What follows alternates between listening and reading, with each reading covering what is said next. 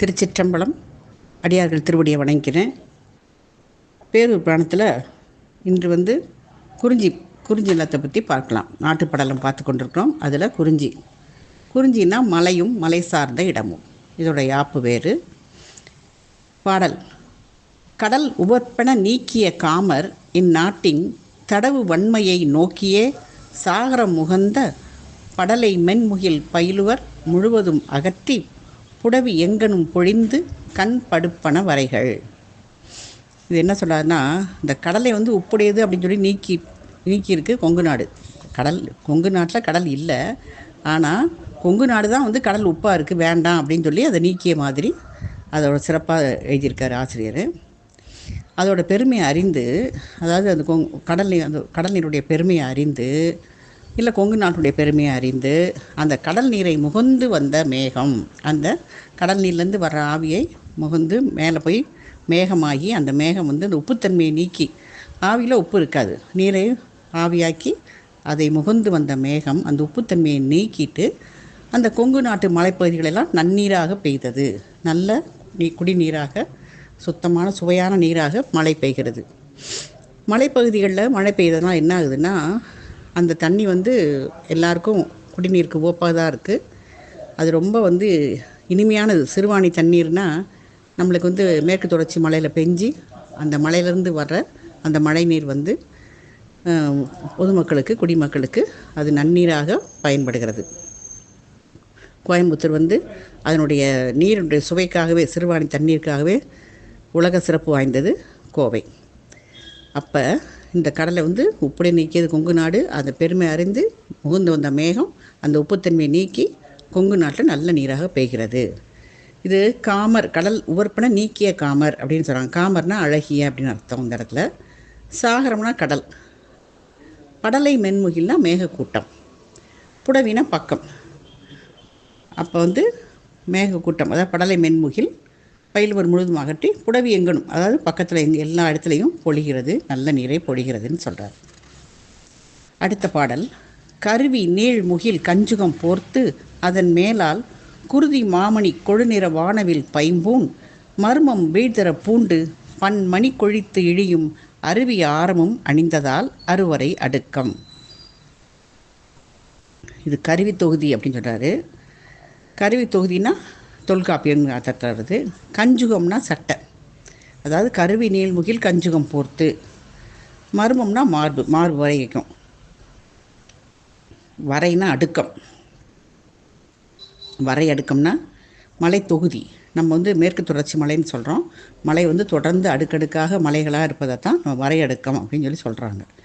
அதாவது கருவி நீள்முகில் கஞ்சுகம், அந்த மலைப்பகுதிகளில் அந்த மேகத்தையே சட்டையாக போர்த்து, அச்சட்டையின் மேல் மாணிக்கங்களால் ஆன அணிகளைப் போல அதன் மேலால் குருதி மாமணி கொழுநிற வானவில், அந்த வானவில்லை பார்த்தா எப்படி இருக்கான், மாணிக்கங்களால் ஆன சட்டையை அணிகலனே அணிந்திருக்கிற மாதிரி அது நம்மளுக்கு காட்சியளிக்கிறது. மர்மம் மார்பு வரை அது அப்படி இருக்கிறது பன்மணி பல நிற வானவில்களை அழிந்து, வானவில்லுடைய பல வர்ணத்தை அது அணிகளாக அணிந்து வருகிற மாதிரி தெரியுது.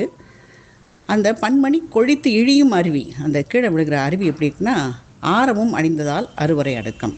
அது முத்துக்களை அடித்து வருகின்ற அருவி மாதிரி அந்த ஆரத்தை அணிந்த மாதிரி ஒரு தோற்றம் நமக்கு காட்சியளிக்கிறது அப்படின்னு சொல்கிறாரு.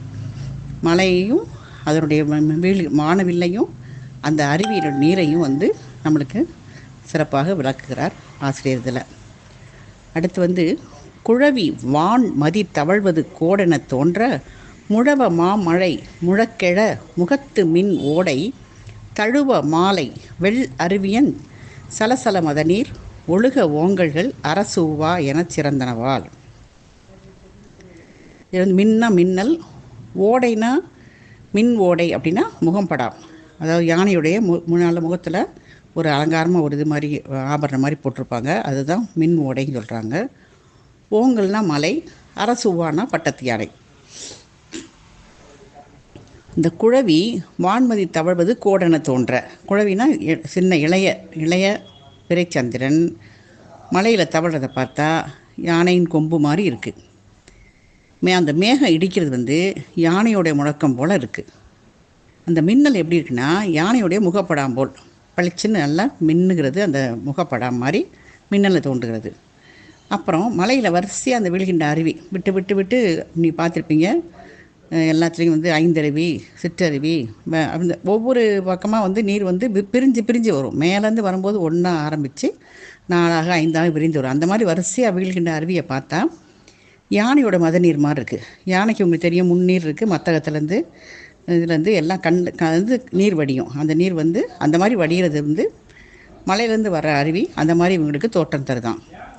இந்த மாதிரி சிறந்த மலை வந்து அரசனோட பட்டத்து யானை மாதிரி இருக்குது. அந்த மலையே பார்க்குறதுக்கு அந்த மத நீர் வடிந்து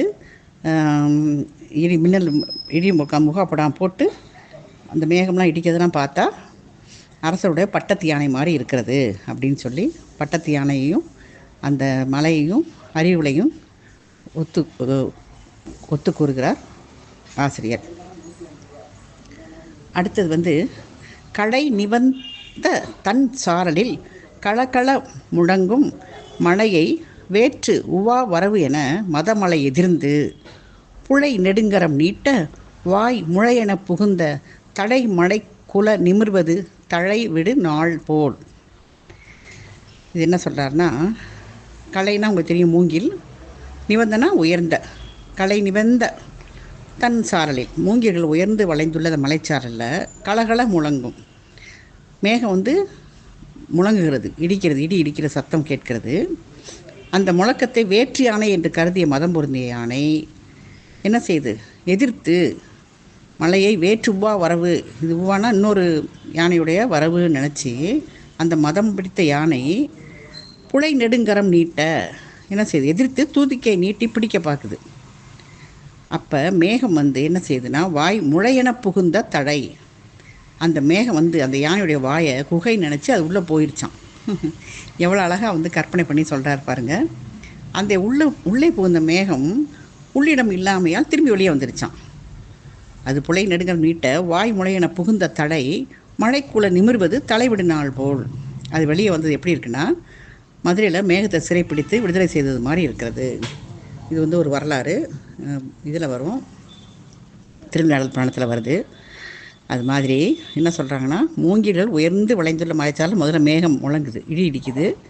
அந்த முழக்கத்தை பார்த்து யானை என்ன நினைக்குது, இது வேறு ஏதோ இன்னொரு யானை மதம் பொருந்தி யானை ஏதோ வருது அப்படின்னு சொல்லிட்டு அதை தூதிக்கையை நீட்டி அதை பிடிக்க பார்க்குது. ஏதாவது அந்த மேகத்தை வாயை திறந்து தூதிக்கையை நீட்டுது.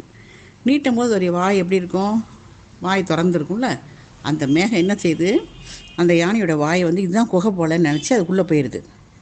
உள்ளே புகுந்த மேகம் உள்ளே இடமே இல்லைல்ல, வாயில் எங்கே உள்ளே போனால் எங்கே இடம் இருக்கும், அது இல்லாதனால இடம் இல்லாமல் திரும்பி வெளியே வந்துடுச்சு.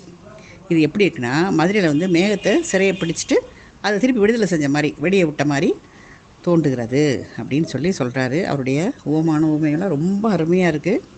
எவ்வளோ அழகாக வந்து அதை வந்து இயற்கையும் வளத்தையும் கற்பனை பண்ணி நம்முடைய கச்சியப்ப சிவாச்சாரியர் எழுதியிருக்காரு. ரொம்ப அருமையாக இருக்குது.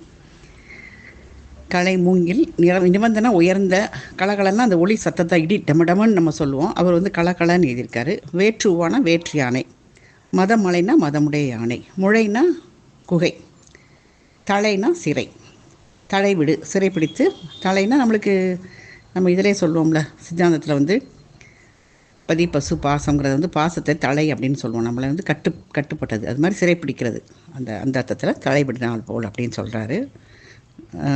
அதாவது சேர சோழ இந்த கதை என்னென்னா, சேர சோழ பாண்டியர் மூவருமே இந்திரனது அவையில் விட்டிருக்காங்க.